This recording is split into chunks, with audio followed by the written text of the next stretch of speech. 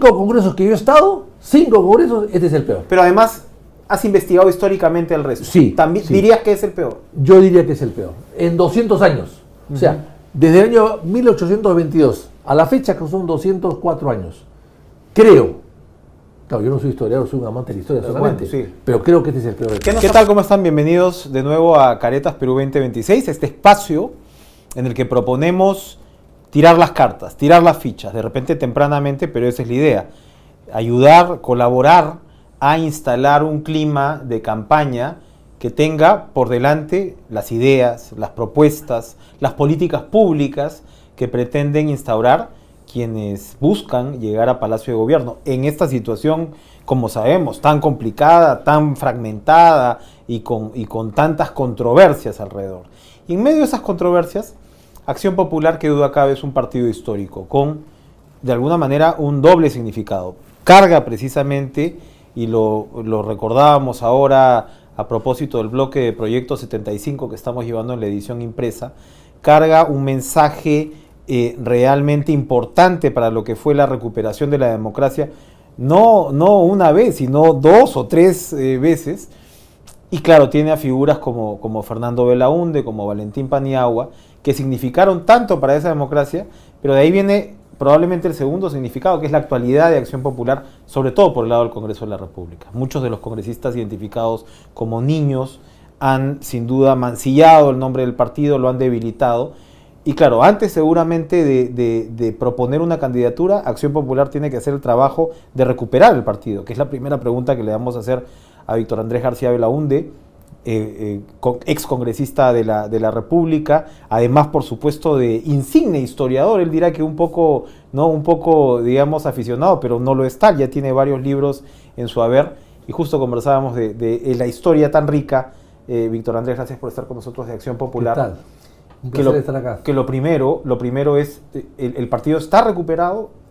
A ver, yo creo que el partido nunca ha estado mal, digamos, ¿no? Ha tenido vaivenes, ha tenido épocas mejores que otras.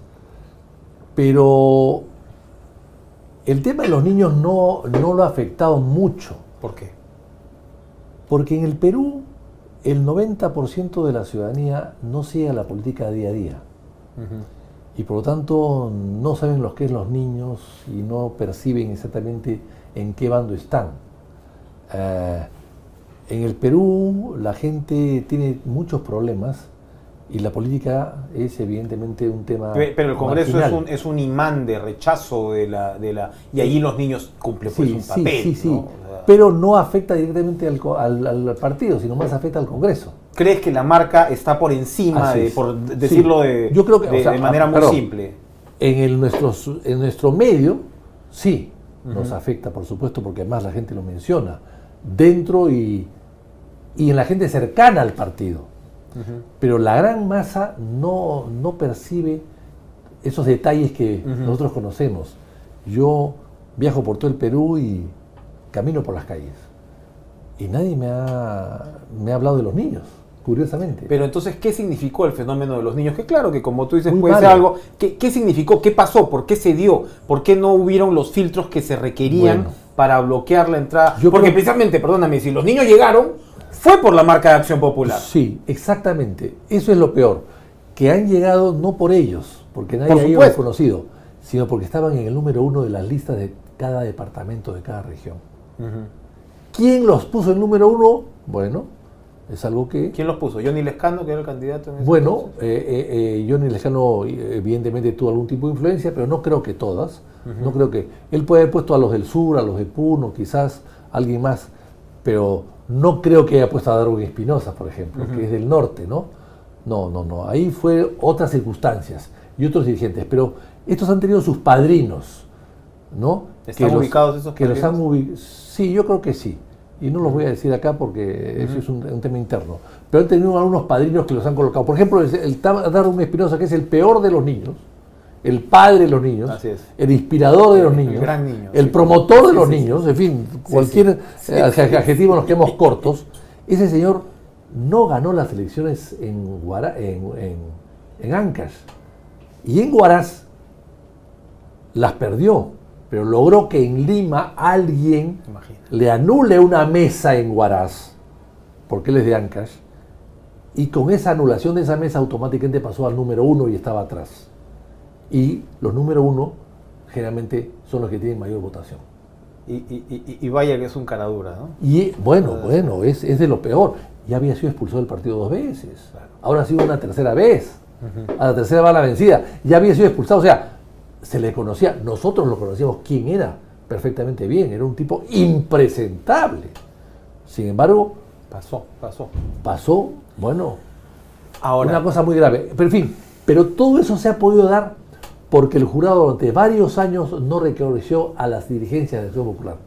El señor Patrón, que acaba de salir del jurado, que no está por suerte, es uno de los culpables, que le echó la mira a Acción Popular y que durante 5 o 6 años no reconoció a nadie del partido, a ninguna dirigencia, ni siquiera el tesorero. Y al final nos pedían que rindamos cuentas del dinero del partido, pero si no había ni tesorero.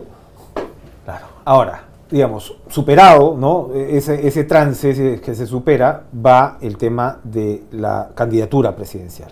Tú vas a pelear la candidatura presidencial, porque Alfredo Barnechea ya se lanzó, él dice que él es. Yo no quiero pelearme con nadie. Vas a competir, pero vas a competir. Yo no voy a pelear con nadie. Yo no voy a pelear en mi partido para ser candidato a nada. Si el partido quiere y desea y cree que yo soy un buen candidato, estoy a la disposición del partido como he estado siempre. Yo ya fui candidato a la presidencia del año 2000 contra la de Fujimori. Sí. Y me trajeron del extranjero para ser candidato.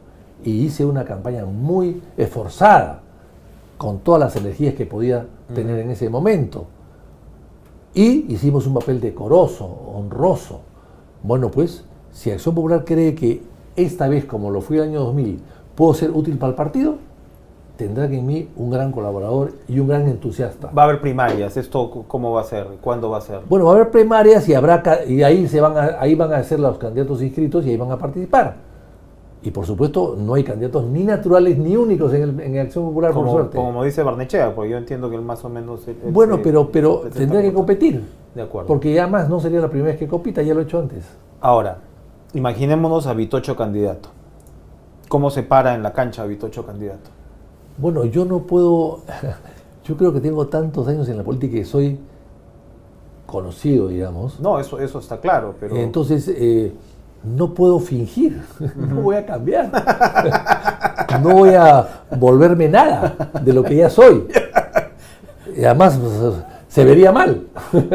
Se vería mal. Es encomiable la honestidad en ese sentido, digamos que no vas a ponerte a bailar seguramente no va a salir pues calato o enseñar pues mi cabello o sacar la lengua o chupar un caramelo.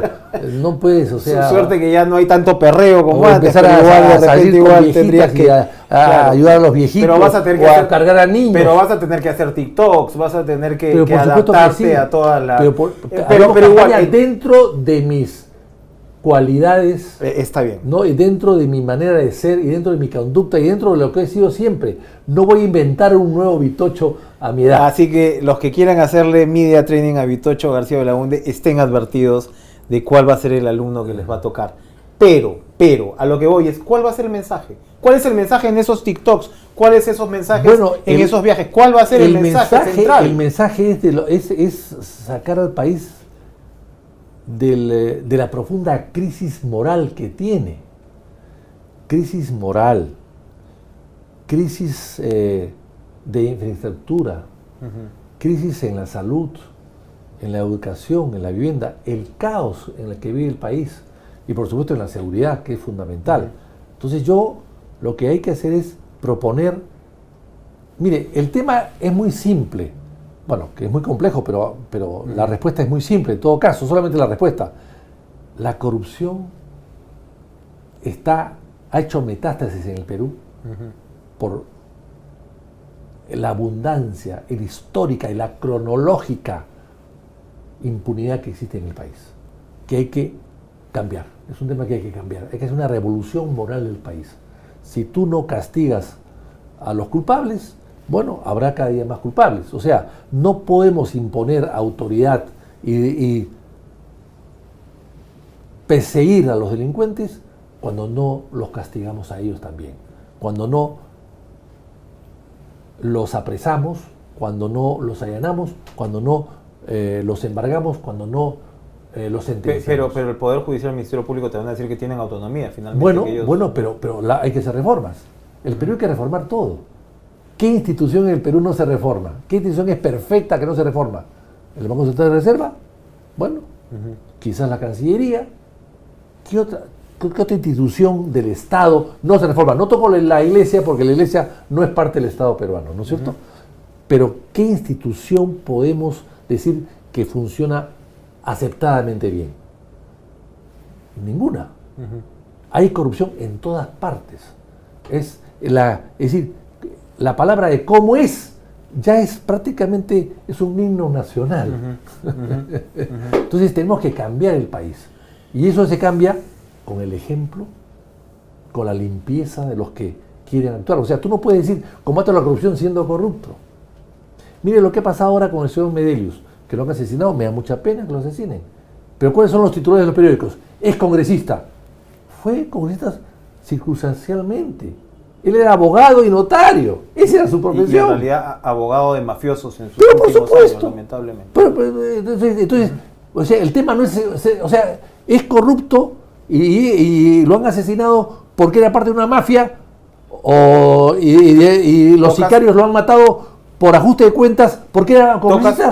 No porque era congresista, porque era notario y abogado. Tocas un punto bien interesante, porque efectivamente en la psiquis colectiva, que incluye por supuesto los medios, congresista casi es equiparable a delincuente per se, tal como están las cosas. Exactamente, tú pasas la lista de los ladrones y ahí aparecen todos los congresistas. Eso ahora, no vamos a generalizar, pero evidentemente el actual Congreso es probablemente el peor de todos. Tú nos podrías... En los 5 congresos que yo he estado, 5 congresos, este es el peor. Pero además has investigado históricamente el resto. Sí. ¿También dirías que es el peor? Yo diría que es el peor. En 200 años. O sea, desde el año 1822 a la fecha, que son 204 años.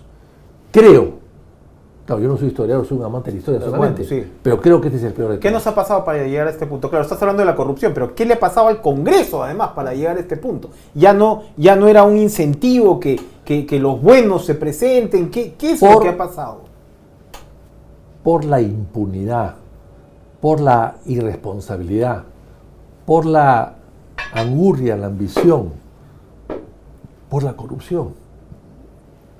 Hacen partidos para sacar dinero, hay candidatos para sacar dinero, hay candidatos para llegar al Congreso. Todo el mundo quiere ser su congresista por 5 lucas, como decía la canción hace tiempo. Es un horror. Entonces, hemos visto, fíjense por ejemplo en el caso de Odebrecht. Odebrecht es el escándalo más grande que ha habido en el Perú. Yo los he analizado casi todos los temas grandes de corrupción. Desde Antonio Gibbs y compañía, en el año 1842, con el Guano. Después los concesionarios, después Dreyfus, después el contrato Prado-Rafael, después la Casa Grace con Cáceres, y después la British Petroleum y la IPC con Leguía. Y después aparece el Club de la Construcción con Odebrecht.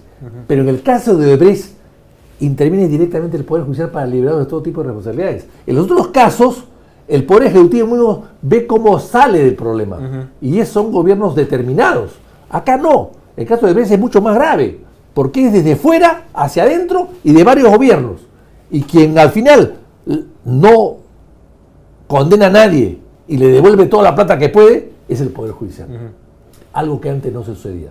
Estamos hablando de cosas mucho más graves ahora. Con la complicidad de los fiscales, que claramente... Pero por supuesto, el Poder Judicial es el sistema judicial, por decirlo así, y los procuradores. Pero lo que origina esta impunidad de Odebrecht es el decreto de urgencia 003. Ese origina la impunidad de Odebrecht. Pero ese decreto era un decreto de urgencia que tenía vigencia 1 año. Aquí Marisol Perestello ha defendido a capa y espada el 003. Ahí no hay nada que defender. Luego pasa este decreto a una ley. ¿Cuántos votos sacó la ley? 79 votos. Casi para ser elegido miembro del Tribunal Constitucional. 79 votos a favor de la ley de la impunidad para Odebrecht. pocos votamos en contra. Yo voté, me opuse, hablé y dije por qué había que votar en contra.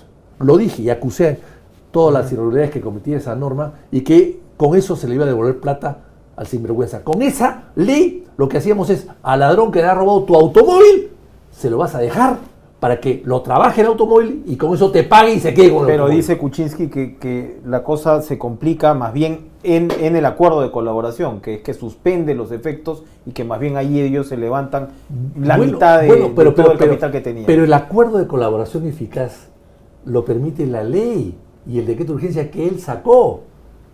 El decreto de urgencia 003, él lo sacó. Él lo sacó.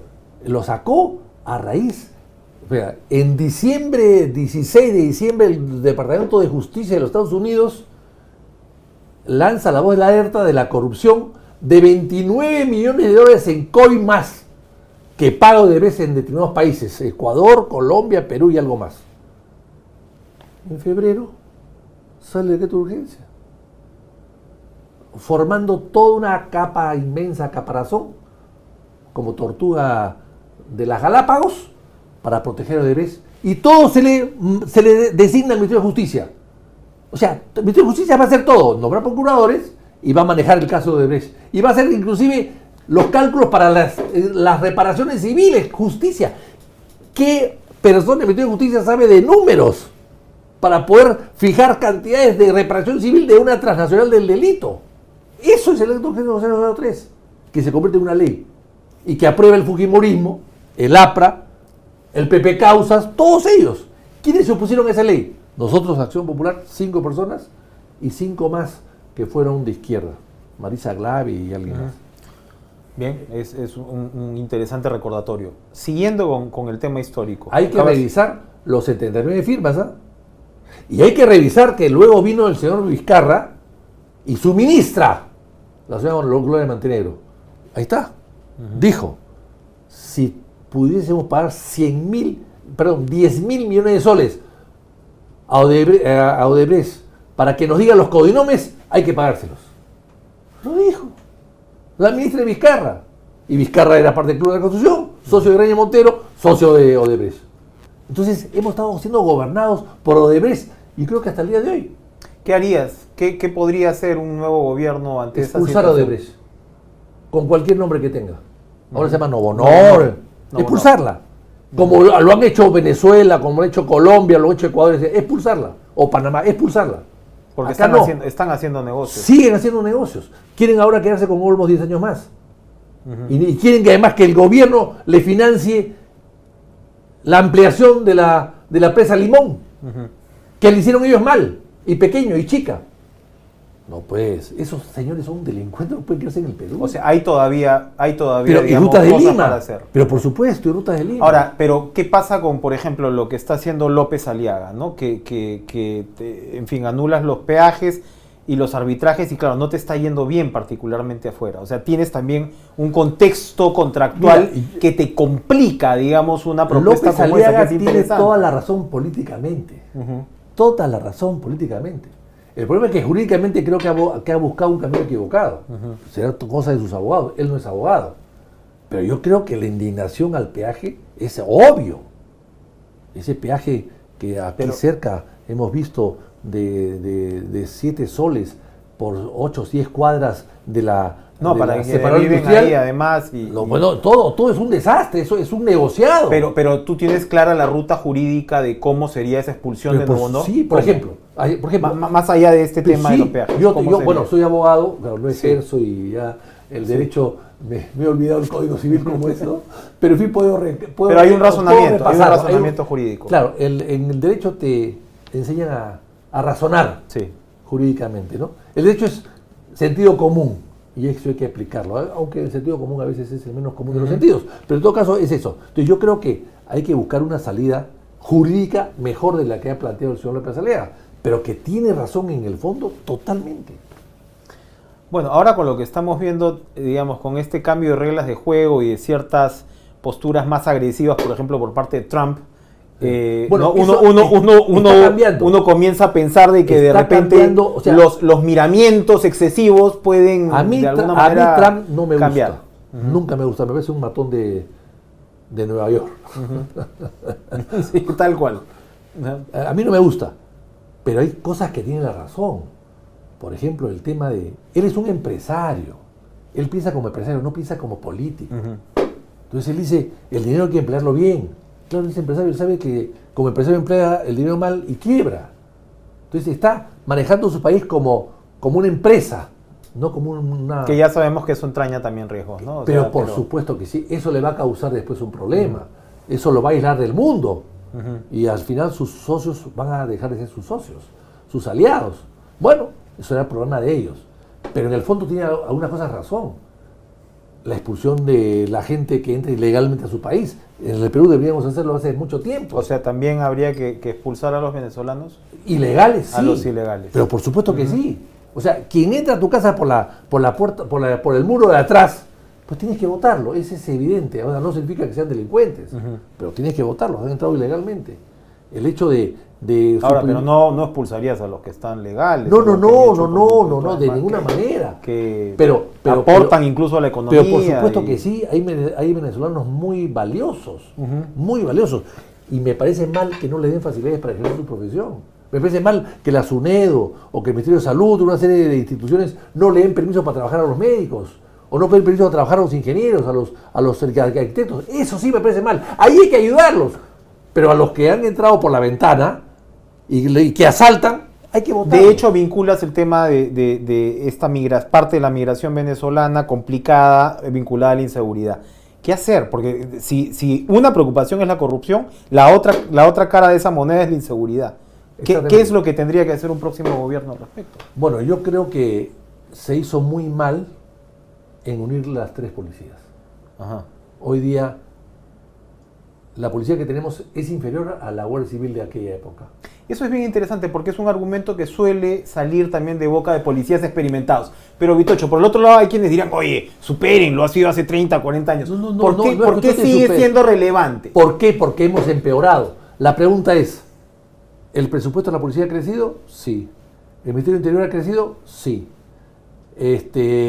¿Hay un solo ministro, hay un solo jefe de la policía? ¿Ya no hay tres clubs de la Republicana, de la PIP y de la Guardia Civil? Sí, hay un solo club. Hay un solo hospital. Todo eso está perfecto. Pero ¿por qué hemos aumentado la delincuencia? ¿Por qué hay más inseguridad en la calle? ¿Por qué ya nadie confía en nadie? ¿Por qué han aumentado las extorsiones, los asaltos, los robos? Y por algo tenías una PIP, que era una policía de investigaciones. Es evidente que la investigación ha perdido terreno. La policía no investiga. Y ahora hay serenazgo, que no había en esa época. Que es otra fuerza policial casi, o semipolicial, o policía municipal, el serenazgo. Y, o sea, hoy día pagamos impuestos para que haya policías.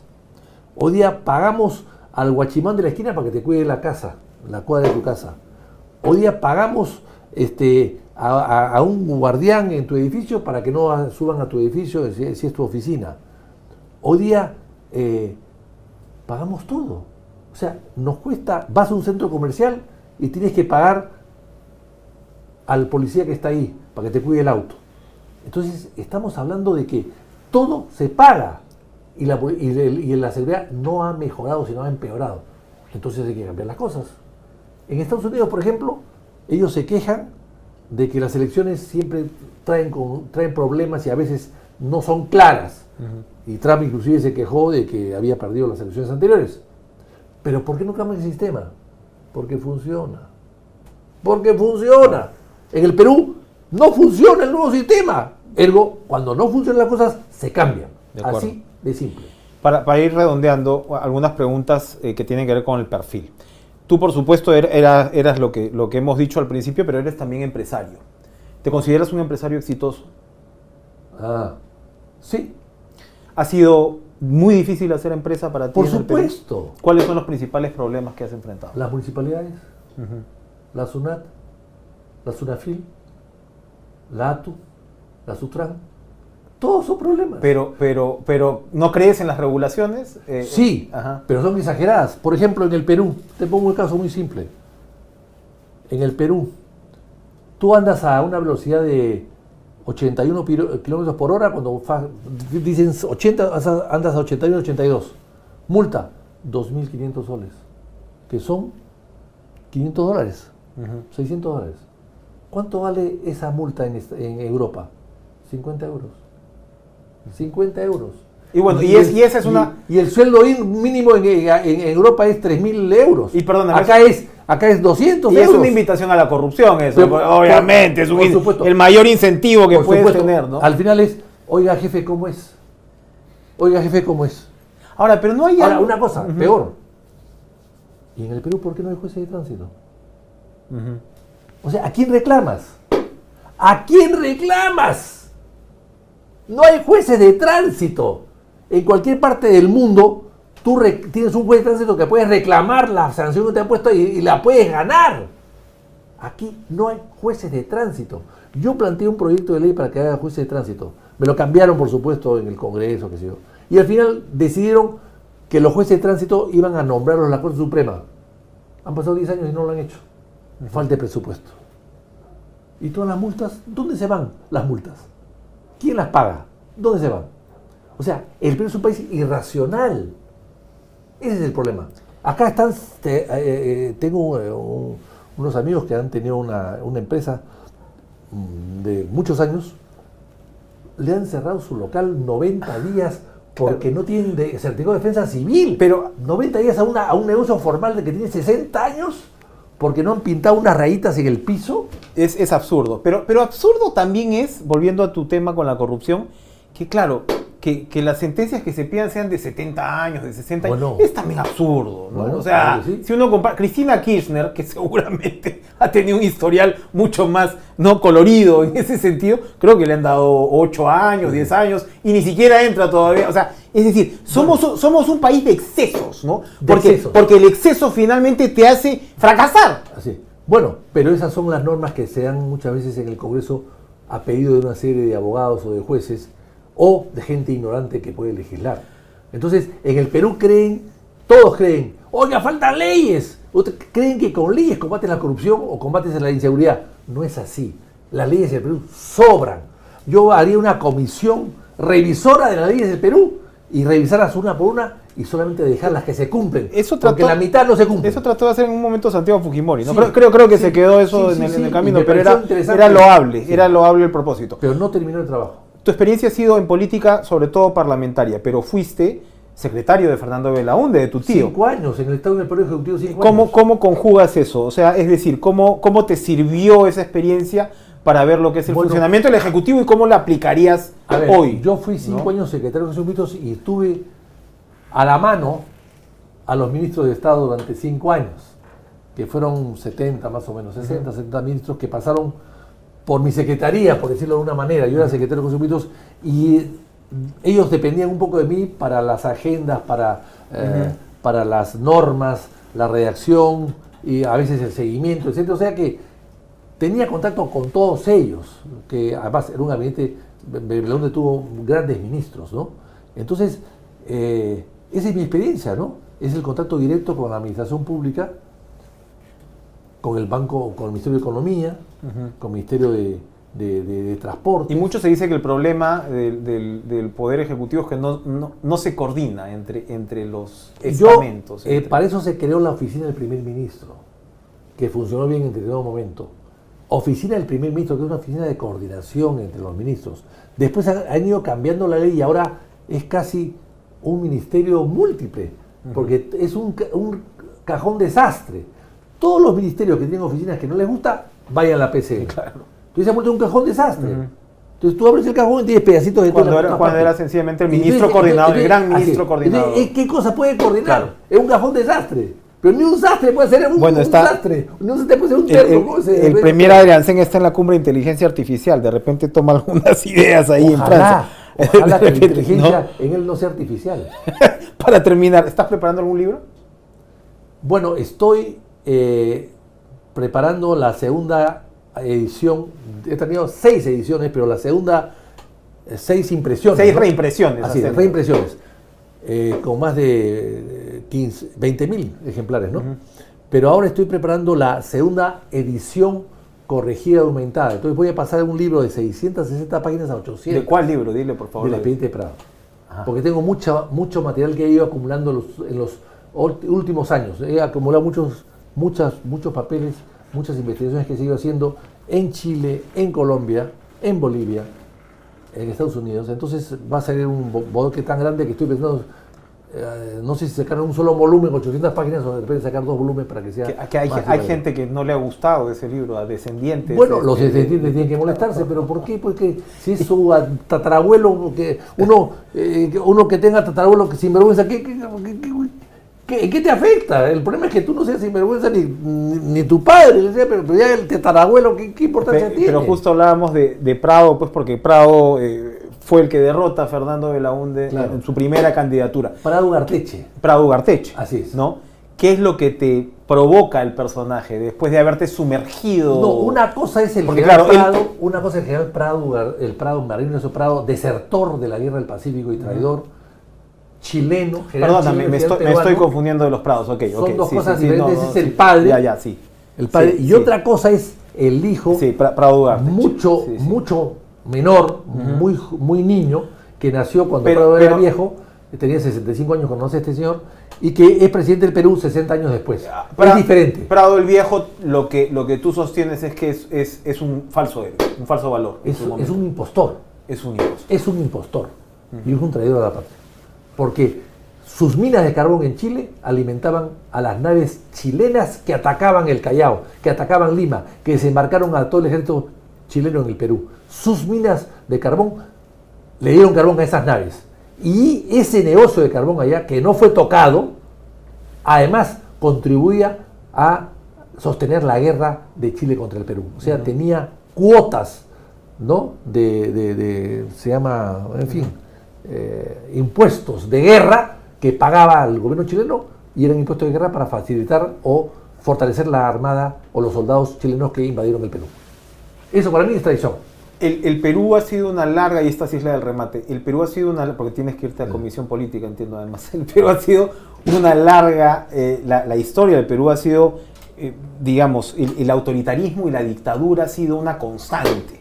Una constante, y precisamente lo que significó Belaúnde en su momento y otros era, oye, esto no puede seguir así, la democracia tiene que finalmente, y ahora estamos en este punto en el cual, claro, la gente no parece creer en la democracia, probablemente, sobre todo por el tema de la corrupción, ¿no?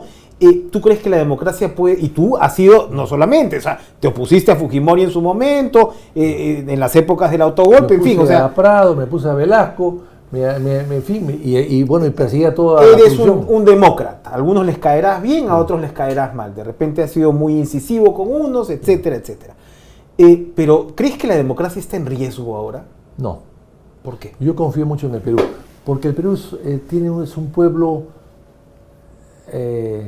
tranquilo, es un pueblo que vive de la esperanza, es un pueblo con fe en